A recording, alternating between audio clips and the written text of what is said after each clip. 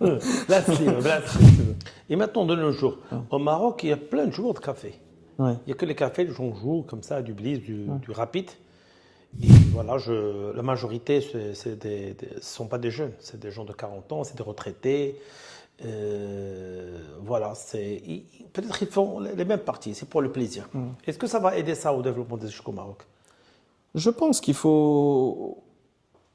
La fédération travaille justement à ce qu'il y ait des clubs d'une manière structurée. Ça, c'est le ministère des Sports. Ils veulent qu'on a des clubs comme par exemple le FUS à Rabat, le Kaukab à Marrakech. Il y a des clubs omnisports. Donc, chaque club omnisport doit aussi avoir des clubs qui représentent. Parce qu'ils ont les moyens. Exactement. Voilà, c'est des infrastructures. Ils ont des budgets qui viennent du ministère. Ils ont exactement. Donc, ils ont beaucoup plus de possibilités qu'une académie. Ouais. Mais après, pour le développement, c'est toujours. On sous-estime souvent les individus. Je pense que les individus, c'est souvent des personnes qui sont passionnées par le jeu et qui donnent énormément et qui ont un impact, des fois même après leur mort, par exemple. Si on prend l'exemple marocain, on peut parler de Si Boujma Qaryouch, Allah yarhamou, qui avait un club à Khmisset, qui a contribué à développer énormément de joueurs marocains. Aujourd'hui, Jamal Msalla, par exemple. Jamal Msalla ou Ahmed Anibar, qui avait quand même aussi pratiquement un niveau, on va dire, entre 2200 et 2300 mètres feed, qui vit aujourd'hui en Allemagne. Donc, il y avait non seulement des joueurs, mais Jamal Msalla, c'est plus un organisateur dans d'autres domaines. Un joueur aussi, voilà. Il était imprégné. Après, chacun a son. Exactement. Chacun à son échelle, à son niveau, avec sa passion, ils font fait avec ses compétences. Mais voilà, c'est une personne qui a laissé un impact.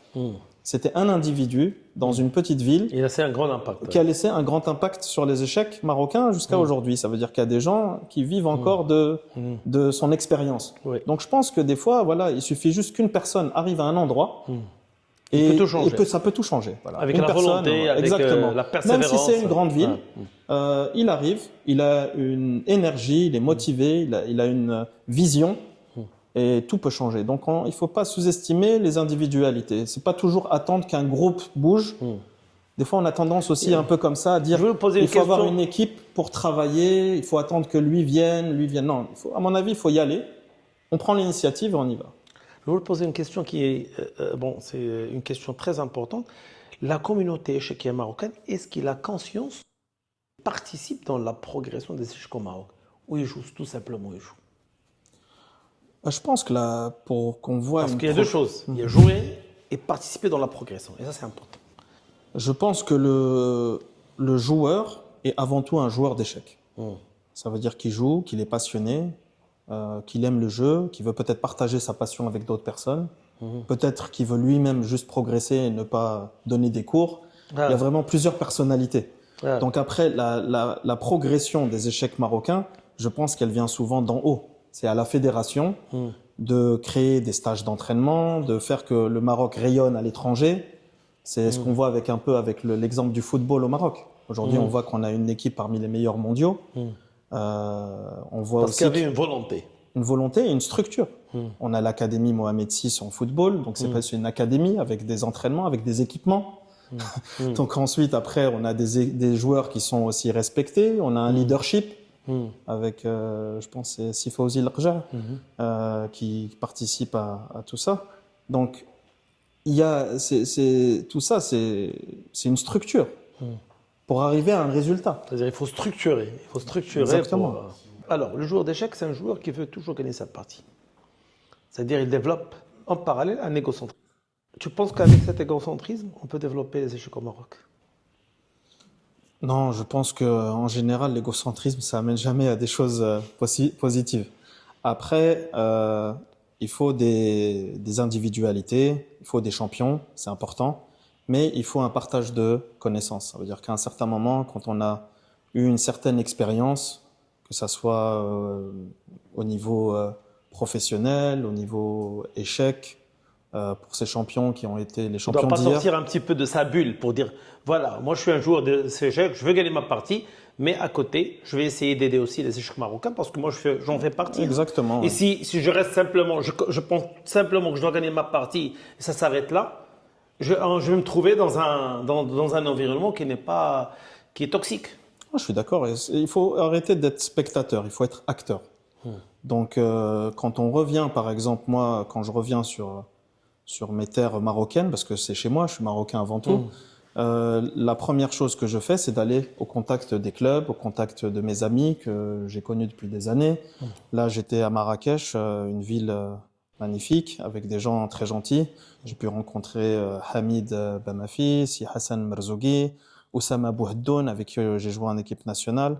Donc tous ces joueurs-là et tous ces gens-là, ils contribuent au développement des échecs jusqu'à aujourd'hui. Et donc moi aussi, je me dois, quand je viens à Marrakech, d'aller visiter les clubs, de discuter avec les enfants. La dernière fois, j'ai joué peut-être une vingtaine ou 25 blitz parce qu'il y avait 20 enfants dans la salle jusqu'à 10h30 du soir. Et voilà, quoi. Donc, et j'ai partagé mon expérience. Je me suis assis devant un écran. On a partagé, on a échangé sur quelques positions. On se doit de partager notre expérience. C'est Ismaël. Si on vous propose de nous donner un programme pour un jeune de 9 ans ou de 10 ans. Un programme, je pense que c'est pas forcément il y a toujours le programme, c'est important pour structurer la manière dont on va évaluer, mais on n'est jamais sûr du résultat, malheureusement. Donc, ce qu'il faut, c'est juste créer l'environnement déjà, les tournois, la manière dont on va travailler, structurer sa pensée. Il y a énormément de livres aujourd'hui aux échecs, de vidéos. Bref, l'information, elle est là. Maintenant, pour créer des champions, c'est souvent aussi des rencontres. Donc, je pense que ce qui est important aujourd'hui, c'est que les gens qui sont maîtres FIDE, grands maîtres au Maroc, partagent leur expérience avec les gens qui sont sur place. Parce que sans le partage de cette expérience-là, on est en train, je pense, il y a une coupure qui s'est faite, ce qui fait qu'il n'y a plus cette transmission de savoir avec la nouvelle génération. Donc pour moi, sans ça, ça sera difficile pour la nouvelle génération de devenir des champions. Donc il faut créer cette liaison, et c'est seulement avec cette liaison qu'on va pouvoir arriver à des résultats. Est-ce qu'on peut avoir des arbitres qui ont moins de 1500 Hello et qui sont de bons arbitres?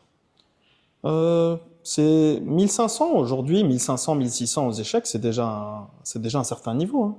Donc je pense qu'il y a des gens qui sont passionnés par le jeu, mais qui n'ont pas forcément le temps à donner aux échecs, à travailler, à apprendre des ouvertures, et qui aiment justement ce côté, juste rester dans le monde des échecs et en étant arbitre. Mais pour être arbitre, évidemment, il faut passer par des examens, il faut passer par des vrais examens. Évidemment, par pas mal de choses. Donc, évidemment, quelqu'un qui a 1600 aujourd'hui peut être arbitre aux échecs. Mais bien sûr, il faut avoir suivi toute une formation, et une formation structurée avec des diplômes et des examens. Et pourquoi pas. Merci Ismaël pour cette interview. On a eu beaucoup d'informations. Et merci pour votre contribution aussi aux échecs au Maroc. Et j'espère qu'on bientôt on se verra. Inch'Allah. Inch'Allah, merci beaucoup Yassir pour ce que vous faites pour les échecs au Maroc, parce que c'est pas facile avec tant de sacrifices, et je souhaite beaucoup de succès à vos enfants, à l'académie Chessmind et aux échecs marocains en général. Merci beaucoup. Merci.